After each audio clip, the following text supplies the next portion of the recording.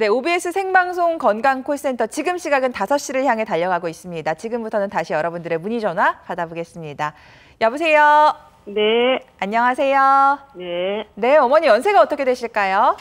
50년생 75세요. 70대 중반이시고 네. 어디가 불편하신지 양혁재 원장님 나와 계시니까요. 연결해 드리도록 하겠습니다. 네, 안녕하세요, 어머님. 네, 안녕하세요. 네, 어디가 많이 불편하세요? 저는 무릎이 좀 아픈데요. 네. 무릎이 그렇게 심한 건 아닌데 네. 연골 주사를 한 3, 4년 맞은 것 같아요. 어유, 네. 동네 병원에서. 네, 네. 그랬는데 처음에 맞을 때는 괜찮았는데 네. 그것도 1년에 2번이잖아. 6개월에 한 번 그렇죠. 맞으니까. 6개월 한 번씩. 네. 예. 근데 그거 맞고 나서 그 좋아지는 게 없고 네. 오른쪽은 좀 괜찮고 왼쪽 다리가 계단에 올라갈 때는 좀 괜찮고 내려갈 때 무릎 앞쪽이 아파요. 네. 아이고. 계단 내려가실 내려갈 때 네. 무릎 앞쪽이. 예. 네. 무릎 앞쪽이 아프고 예. 그래서 내가 좀 얼마 전에 이렇게 신발신이라고 잠깐 있어 엎드리면서 그게 근육이 어떻게 됐나 이렇게 찌릿하고 허리로 이렇게 지나가는 것 같더라고요. 아, 그 통증이 허리까지 뭔가 올라와요? 찌릿하는 느낌이 드셨구나. 예, 네네. 네. 그러더니 허리가 좀 아프거든요. 아이고, 그러시구나. 자, 일단 어머님이 3, 네. 4년 동안 아프셨나 봐요. 상당히 오랫동안 아프셨던 건데 연골살 맞으면 좋아지겠지라고 하면서 꾸준하게 병원도 네. 가고 관리를 받으셨는데 네. 애석하게도 연골 주사는 재생을 유도하지는 않습니다. 그래서 무릎의 윤활유 역할, 기름칠한다 보시면 되고요. 연골사 가지고 이게 손상된 조직이 재생이 되거나 아물질 않기 때문에 우리가 연골사만으로는 치료가 부족한 겁니다, 어머니가. 근데 이게 병에 진행되는 거를 그냥 주사만 맞고 치료가 되고 있겠거니 하고 방치하다 보면 결과적으로는 이게 점점점 악화돼서 주사 효과도 짧아지고 주사도 얼마 못 가고 이제는 그러니까 뭔가 병이 악화되고 있는 겁니다.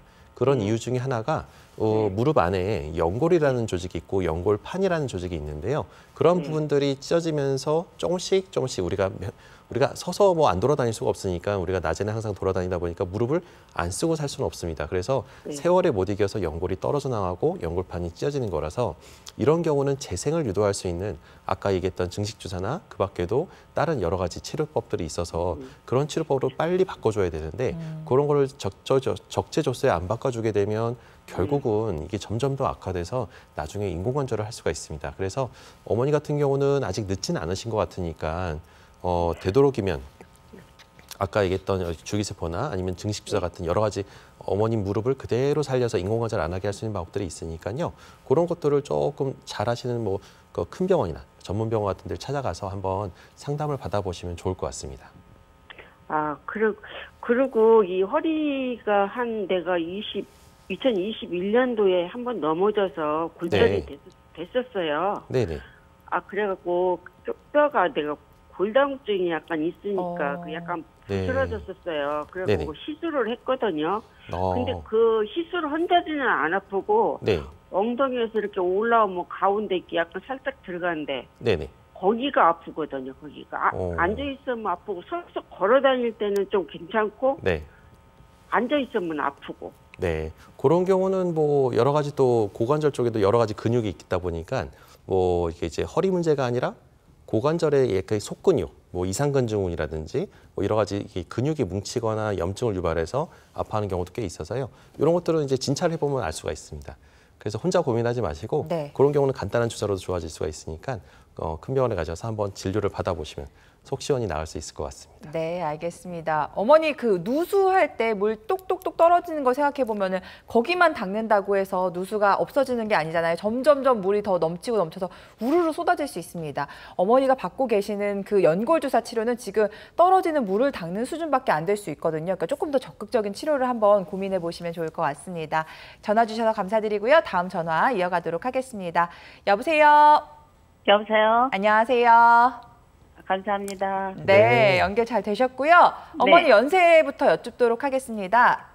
71입니다. 70대 초반이시고 어디가 불편하신지 원장님과 통화 나눠보실까요? 네, 감사합니다. 네, 안녕하세요, 어머님. 네. 선생님, 저는요. 네네네. 좀 협착증 진단도 받았고 디스크파 진단도 받았는데 무릎이 많이 안 좋아가지고 아이고. 진단을 받았는데 네. 사기라고 그랬어요. 아, 관절염 사기요. 네. 예. 그랬는데 제가 좀 안 좋아서 한 저기 큰 병원, 대학병원 정도 된 큰 병원을 네네. 3군데를 다녔어요. 네네네. 그때 같은 진단이 나왔는데 네. 제가 이렇게 돌아다니니까 네. 선생님이 네. 아픈데 어떻게 다니냐고. 네. 그래서 근데 문제는 제가 네. 그렇게 통증을 못 느껴요. 아, 사기라 하더라도 많이 불편하신 건 아니세요? 그러니까 무겁고 좀 이제 오래 섰고 일을 하면은 네네. 무거워요. 네네. 무거운데 이제 조금 이렇게 아직 일을 하니까 아, 일도 하세요? 네. 예. 그런데 이제 이번에 이제 초에 네. 예약을 이제 돼서 또 가서 사진을 찍어 보더니 네. 사진 보더니 교수님이 네. 이상하다고 수술을 해야 할 때가 사기가 지났는데 네. 제가 걸어서 오고 말똥말똥 하니까 잘 걸으시니까 이상하다. 예. 예. 그래서 제가 왜 그러죠? 그랬더니 선생님이 네. 이를 솔직히 진상을 모르겠대요. 아, 교수님. 네. 근데 네. 가끔 이런 네. 환자는 있다고. 네, 그럼요. 좋은 네네. 거죠, 뭐. 네. 아파서 수술을 해야지. 지금 일까지 하는데 네. 통증 있으면 수술을 하라고 이제 그래가지고 왔는데 네. 제가 또 이렇게 동네에 이제 지정으로 이제 연골 주사도 맞고 하는 병원이 있거든요. 네. 그래서 이번에 이제 날짜가 돼서 네. 엊그저께 다녀왔는데 선생님도 저기 내가 대학병원에 진찰해 놓은지 알아요. 수술을 네. 가면 하려고 이제 여차하면은 네. 그래서 물어보길래 선생님이 이제 사기란 소리 안 하고 선생님이 보기엔 제 무릎이 도대체 어느 정도였더니 사기예요. 그래요. 안 네. 좋아요 많이. 네. 근데 통증이 없이 일을 하시니까 네. 이건 어떻게 되는 거죠, 선생님? 아, 그러니까 네. 어머니가 사람마다 통증에 대한 역치가 다릅니다. 그래서 네. 수술을 똑같이 잘 해놔도 어떤 사람은 전혀 안 아파하시는 분도 있고요. 수술을 했는데도 불구하고 다음날 나 하나도 안 아프다고 하시는 분도 있고요. 어떤 분은 정말 똑같이 잘할 거다 더 잘했는데도 불구하고 다음날 너무 아파요라고 하시는 분도 있어요. 그래서 통증에 대한 느끼는 그 감정, 그 주관적인 그 수치는 사람마다 다 다를 수가 있습니다. 근데 어머니가 네. 좀 무디시거나 그 감각에 대해서 통증에 대한 역치가 상당히 높으신 건데요. 이거는 네. 장점이자 단점입니다. 장점은 내가 아프지 않으니까 그냥 계속 생활하면서 쓰는 건데 이게 사실상은 아프지 않을 리가 없거든요. 무릎에서는 네. 계속 뇌에서 뇌로 사인을 보내는데 어머니가 그거를 무시할 정도로 이게 이제 통증을 못 느끼는 겁니다. 그러면은 관절은 점점 더 망가지겠죠. 네. 근데 이제 망가지면 망가질수록 결국은 삶에서 뭔가 안 좋은 사인들이 나타납니다. 일을 하고 싶어도 걷기가 네. 힘들어지고 다리가 근육이 빠지고 그러니까 관절염을 많이 오랫동안 앓으신 분들이 이게 네. 무작정 참는다고 좋은 게 아닌 게 아플 때 수술해라 하는 것도 맞는 말이지만 네. 이게 근육이 다 빠지거나 다리가 너무 심하게 휘어지거나 그러면서 네. 뼈가 주저앉거나 이런 정도까지 참으면서 지내는 거는 삶의 질이 너무 떨어지거든요. 근데 그거를 모르고 있을 수가 있어요. 그래서 일단은 이게 이제 중요한 건 그래도 아파야 수술하는 건 맞긴 맞습니다. 근데 어머니가 이렇게 알게 모르게 뭔가 불편한 행동들이 있을 텐데 그런 것들을 피해서 그럴 수도 있고요. 네. 그래서 현명하게 좀 또 체중이 많이 나가지 않거나 또 적절히 근력을 잘 유지해서 그럴 수도 있어서요. 여러 가지 요소들이 있지만 제가 보기에는 뭐 좋은 점도 있기 때문에 네. 어머니 입장에서는 제가 권해드리고 싶은 거는 그냥 네. 꾸준한 관리 그리고 또 상황에 따라서 좀 걱정이 되시면 좀 전문가한테 가서 건강검진 받듯이 뭐 3개월에 한 번이나 6개월에 한 번씩은 엑스레이 찍으면서 내가 건강검진 하듯이 우리가 관절염이 있다는 얘기를 들었는데 그거를 우리가 관리를 안 하면 안 되거든요. 네. 그래서 그런 것들을 관리받고 잘 관리되고 통증 없다 그러면은 또 다음에 또 예약 잡고 오시고 이런 식으로 관리 받으시면 제 생각에는 크게 걱정할 건 없을 것 같은데요. 네.